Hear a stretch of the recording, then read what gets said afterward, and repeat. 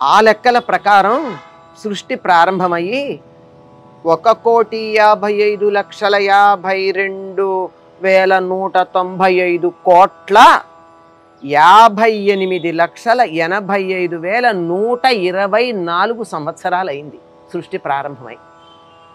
ప్రస్తుతం మనకున్నటువంటి 28వ మహాయుగంలో కలియుగం ప్రారంభమయ్యి 5,124 సంవత్సరాలు పూర్తయింది. ఆ పైన విక్రమార్క శకం లెక్క పెట్టుకుంటూ ఉంటే దాని ప్రకారం 2,080 సంవత్సరాలు అయింది. శాలివాహన శకాన్ని అనుసరించి 1945 సంవత్సరాలు అయింది. క్రీస్తు శకాన్ని అనుసరించి 2023 సంవత్సరాలు దాటి నడుస్తూ ఉన్నది.